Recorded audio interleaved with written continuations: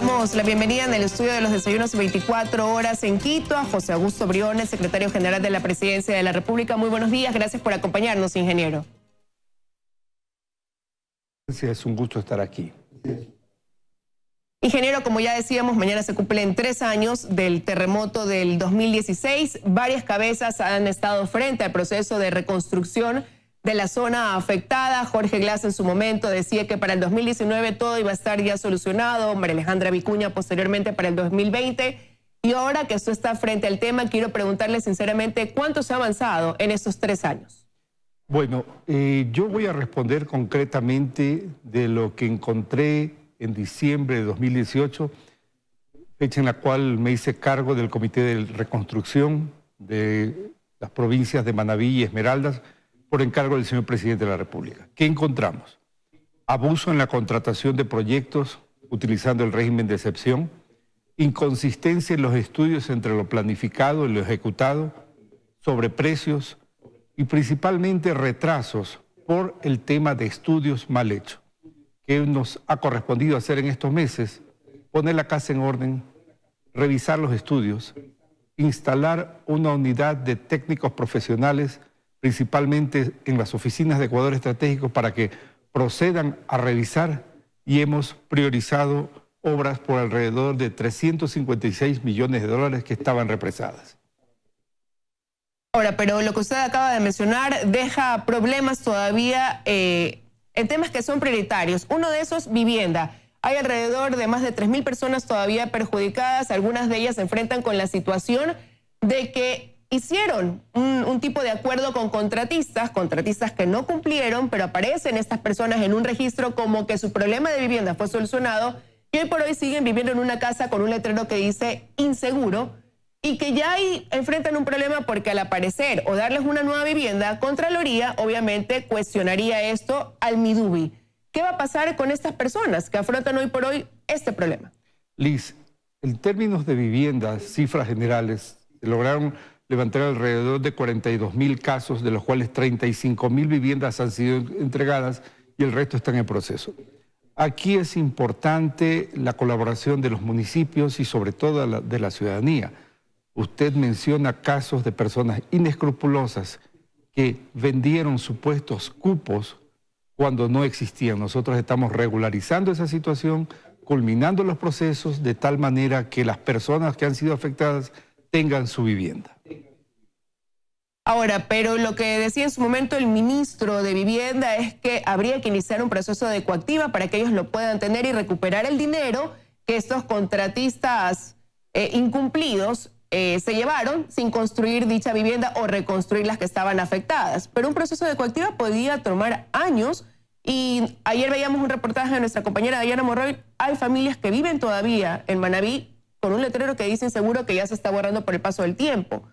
¿Cómo van a hacer para, en este lapso, hasta que se cumpla ese proceso de coactiva? Esas personas no deben seguir viviendo en esas condiciones, ingeniero. Nosotros estamos analizando caso por caso para que se superen estos temas que es una estafa. Lo que nos importa es que las personas tengan un lugar donde vivir y esa es la instrucción que tenemos del señor Presidente de la República. Por lo tanto, estamos analizando los casos y que se vayan ocupando las casas que están terminadas en cada una de estas situaciones. ¿Pero para cuándo tienen previsto que ya esté solucionado completamente quizás ese tema? Bueno, nosotros pensamos solucionarlo en los próximos días. Esto no puede esperar más. Mañana se cumplen 3 años del terremoto. Hay situaciones pendientes, pero nosotros hemos tomado acción de muchas obras que se han impulsado. Tenemos todavía alrededor de 93 obras por ejecutar por un total de 611 millones de dólares, básicamente de préstamos de organismos internacionales que no se han podido utilizar porque las condiciones previas no se han cumplido, básicamente por estudios mal hechos y por condiciones que no se han cumplido, y ese es el énfasis que hemos puesto. Y antes de hablar de ese tema, de lo que todavía está pendiente con el dinero que todavía queda, quería preguntarle sobre estos contratistas. ¿Han sido identificados quienes estafaron, incumplieron, aprovechándose de la situación de las familias damnificadas? La Contraloría General del Estado ha iniciado exámenes especiales a los organismos que son ejecutores sean estos MIES, Ministerio de Transporte y Obras Públicas, Ecuador Estratégico, SECOP y entre otros. Y en cada una de estas operaciones de auditoría realizada por la Contraloría se han determinado estas situaciones, además de los casos que han sido judicializados. En febrero usted me decía que estaban pendientes de que se cumplan precisamente las observaciones que había realizado Contraloría. ¿Cómo se avanza en este tema?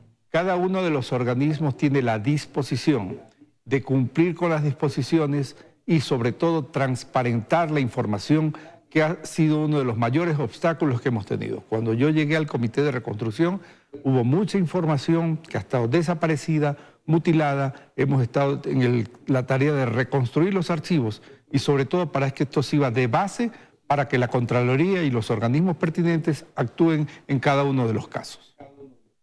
Y la pregunta es, ¿cuándo va a ser eso? Porque no hay ningún sancionado, mientras todavía 3 años después hay familias que claman por ayuda.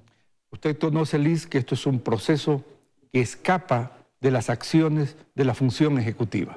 Hemos dado todas las disposiciones para que se muestre la información, tener a disposición los archivos, se cumpla con lo establecido por la Contraloría, pero le corresponde a las instancias del Poder Judicial realizar las acciones correspondientes. Ahora, ingeniero, otro tema de prioridad son los hospitales. En este caso, el hospital de Chone tiene un avance que no es tan significativo, alrededor de un 20%. Está el hospital de Bahía de Caracas y de Pedernales, donde los habitantes de estos dos lugares siguen pidiendo 3 años después una atención en el sentido de salud porque no tienen la infraestructura.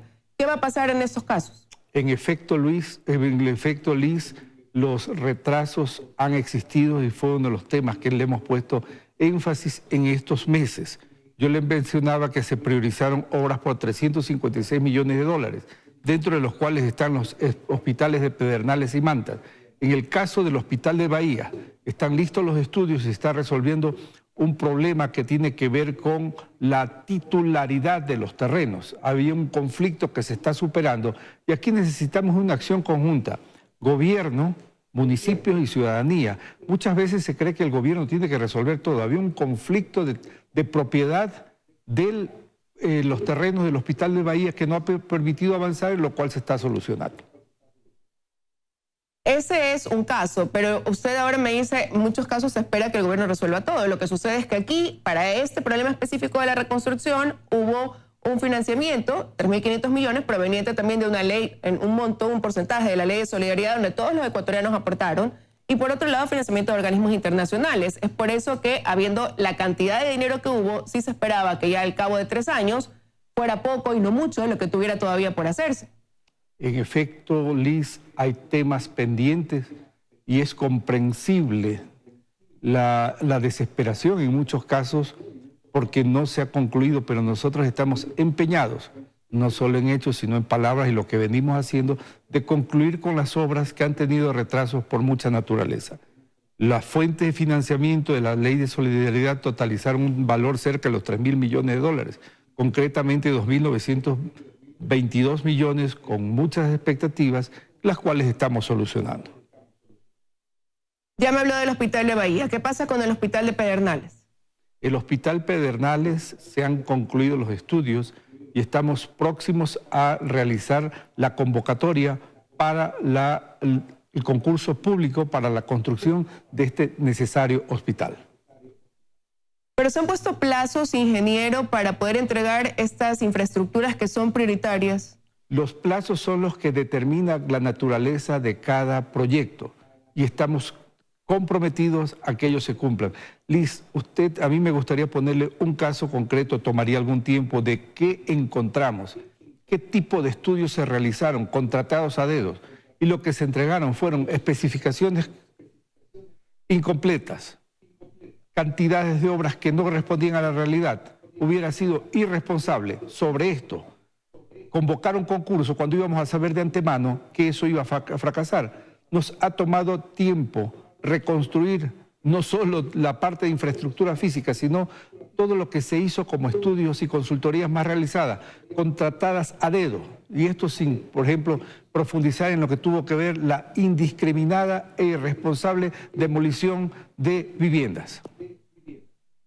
Ahora, ingeniero, usted asumió la presidencia del Comité de la Reconstrucción efectivamente el año pasado al terminar el 2018, pero antes hubo una cabeza, y lo que también nos llama la atención es que haya pasado ya más de un año y no se logre que haya ningún sancionado por esto, después de haber descubierto lo que han descubierto. Usted ya me dijo, a Contraloría le corresponde, 72 informes, corresponde al sistema judicial, pero ya debería haber encaminadas sanciones respecto a este tema, ¿no cree?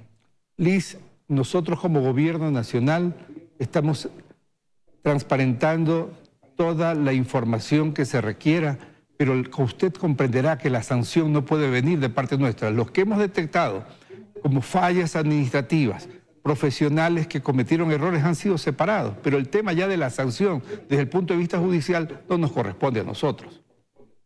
Pero siente que hay una reacción tardía por parte de quien sí le corresponde sancionar, por parte de esa función judicial que tiene ya en sus manos el deber de concluir un proceso ya que se inició por parte de ustedes de investigación y de señalar quiénes estaban detrás de esta estafa e irresponsabilidad con las personas afectadas. En efecto, existe una brecha entre la expectativa y la necesidad ciudadana y en la práctica las sanciones que se han realizado. Ahí se está debiendo a la voluntad y a la opinión ciudadana porque deben de haber sancionados. El presidente Moreno ha dicho, combatiremos la corrupción, la de adentro y la de afuera, la de antes y la de ahora, y estamos siendo coherentes con eso, mi querida Liz.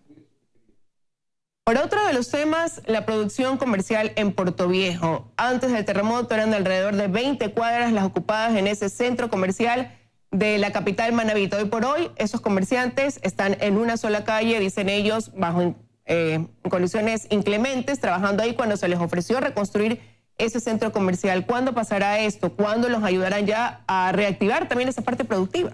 El mercado de Portoviejo se encuentra en ejecución, se han superado las acciones técnicas, los problemas que estaban. Y aquí es importante la acción coordinada entre gobierno y municipio. El caso específico que usted corresponde, si bien la obra de infraestructura está dentro de las actividades y responsabilidades del Comité de Reconstrucción, le corresponde al municipio realizar las ubicaciones físicas correspondientes. Aquí voy a darle un dato importante que tiene que ver con la otra fase del Comité de Reconstrucción, que es la reactivación económica y productiva. En días pasados yo he tenido reuniones con los sectores productivos para que exista una reactivación plena.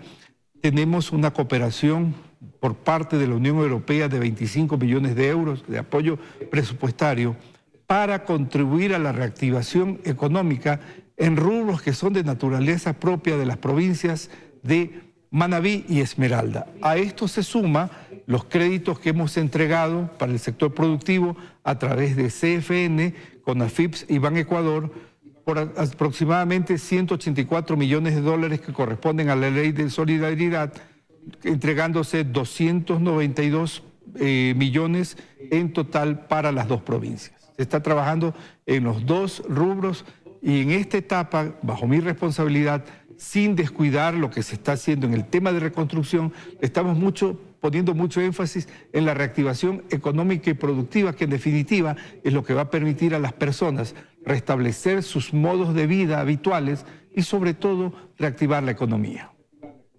Para clarificar, este dinero que usted me acaba de mencionar, más de 200 millones, irán destinados netamente a esta reactivación productiva. Son rubros que se han destinado para operaciones. Por ejemplo, la banca pública ha realizado 607 operaciones con recursos propios y en el 2018, en el total de los 292 millones, se hicieron 28.786 operaciones orientadas a la reactivación económica y productiva de las dos provincias. Ahora, hace un momento también me decía que de los más de 3.000 millones que fue el monto destinado para la reconstrucción, quedan aproximadamente 600 millones todavía. ¿Va a alcanzar ese dinero para todo lo que queda pendiente? Ya hemos hablado de viviendas, hemos hablado de hospitales, hemos hablado de infraestructura para dar paso a esa inversión para la reactivación productiva. ¿Será suficiente entonces ese dinero, ingeniero? Liz, en un mar de necesidades sería irresponsable decir que va a ser suficiente. Aquí hay un tema de fondo. Al inicio de este proceso, en el año 2016, se incluyeron obras que no necesariamente tenían que ver con el tema del terremoto. Por lo tanto, los 611 millones de dólares para 92 obras no va a ser suficiente. Creemos que aquí hay que tener obras y sobre todo acciones paralelas con el sector económico y productivo para reactivar la economía y actuar de manera responsable. Estos recursos de 2.922 millones de dólares, la mayoría de ellos provenientes de la Ley de Solidaridad, en definitiva de la generosidad del pueblo ecuatoriano, tiene que ser utilizado para el fin que fue identificado. Y en eso estamos empeñados, mi querida Liz. Ahora, si bien Contraloría ha iniciado, tiene estas más de 70 informes con observaciones a estas 4 entidades vinculadas, Marcela Estrella, secretaria técnica de Transparencia, decía que no existe una información certera sobre presupuestos exactos que se designaron para la reconstrucción, lo que se ejecutó y no se ejecutó, y que las cifras entre el Ministerio de Finanzas, por ejemplo, y el Servicio de Rentas Internas, no coinciden. Eso nos lleva a preguntarnos si realmente en algún momento va a haber una información plenamente certera de todas las irregularidades que hubo y poder así identificar realmente a todos los culpables que están detrás de esta situación de la que estamos hablando 3 años después de un terremoto. Liz, al inicio de mi intervención le decía que además de los problemas detectados relacionados con el abuso del régimen de contratación directa, uno de los principales problemas tenía que ver con la información y nos ha tocado hacer una especie de proceso forense de reconstrucción de información. Con relación a la información del Ministerio de Finanzas, del SRI, debemos tomar en cuenta que muchas veces técnicamente se comparan periodos diferentes. El uno registra, el otro recauda. En todo caso, nosotros estamos empeñados en que las entidades responsables de este proceso tengamos un récord de la información, no solo que nos permita transparentar los recursos que fueron donados por los ecuatorianos, sino realizar los procesos que usted se menciona. La reconstrucción tiene que rendir cuentas a la ciudadanía ecuatoriana hasta el último centavo y ese es el compromiso del presidente Lenín Moreno. Pero la ciudadanía que todavía sigue viviendo en los estragos quisiera que ese compromiso vaya acompañado sin duda alguna, ingeniero, de fechas. Saber, por decirle de alguna manera, en 2 meses estarán entregadas tantas casas. En el segundo semestre del año tendrán los hospitales construidos en donde faltan esas infraestructuras. Ir escuchando ya plazos más concretos, más allá del compromiso generalizado que hay. Liz, ese cronograma por provincia, por obras lo tenemos. No sé si me puedo aquí mencionar. Tenemos levantado... Sí, podría irnos ayudando. Aquí tenemos, por ejemplo, respecto a bienes y servicios afectados y restaurados, tenemos un levantamiento de las viviendas, la inversión y los saldos que existen. En salud, 51 establecimientos afectados, 64 intervenciones diferentes. En educación, 875 unidades afectadas, 120.000 estudiantes con restricciones. Esto fue lo que encontramos, 200 instituciones intervenidas, 0 estudiantes. O sea, en educación prácticamente la meta que estuvo propuesta se cumplió. Lo mismo tenemos para el tema de los puertos. Hubo un puerto afectado, un puerto rehabilitado, 4 puertos artesanales nuevos. Este es un resumen de la reconstrucción. Yo le puedo dejar una copia, que es el informe que vamos a hacer mañana. Esto es lo que se ha hecho, avanzado, ingeniero, pero yo le decía y lo que está por hacerse todavía. Yo le decía los plazos de lo que falta por hacerse. ¿Cuándo? Exacto. O sea, la gente quiere saber cuándo tendrá su casa, cuándo tendrá su hospital. Tenemos cronogramas de cada una de las obras. Por ejemplo, de las obras en ejecución, la facilidad pesquera de Puerto López está en un 89%, la de Crucita en un 65%, tenemos el Hospital Napoleón Dávila de Chone, 28%, el mercado de Rocafuerte, 75%. De esto tenemos cada una de las obras y asimismo detectadas cuáles son las obras críticas y cuáles son las acciones que hemos realizado. Por ejemplo, en el mercado de Puerto Viejo hubo un problema financiero, fue suspendido por problemas del contratista, se ha gestionado la suscripción del contrato complementario, tenemos un avance del 74%. En cada una de las obras hemos realizado este tipo de levantamiento, detectando el nivel de criticidad, las acciones realizadas y el proyecto. Yo le podría dejar copia de todo esto porque cada una de las obras la tenemos levantada, que es una de las tareas que más... Esto estaba sin un registro técnico profesional. De alguna manera, uno de los temas principales, si podemos resumirlos, es darle institucionalidad a este proceso y que las cosas estén en orden y cada entidad sepa lo que tiene que hacer, con cuánto tiene que hacerlo, en qué tiempo, y nosotros estamos supervisando este proceso, Liz. Ingeniero, yo empezaba esta entrevista y quiero concluirla de esa manera. Empezaba diciéndole sobre los tiempos que se pusieron de meta para haber culminado un proceso de la reconstrucción de quienes antes estuvieron liderando ese proceso. ¿Usted podría, ahora que está al frente, decir cuándo calculan habrán terminado ya en su mayoría con los temas prioritarios en este proceso de reconstrucción? ¿Podría poner un plazo? Yo puedo poner un plazo hasta octubre de este año de las obras que tenemos detectadas, que están en ejecución, con problemas solucionados, con cronogramas en marcha y sobre todo con una responsabilidad expresa que esto se cumpla. Octubre de 2019, obras en ejecución. Quiero agradecerle su presencia esta mañana en los desayunos de 24 horas, ingeniero, por haber estado con nosotros.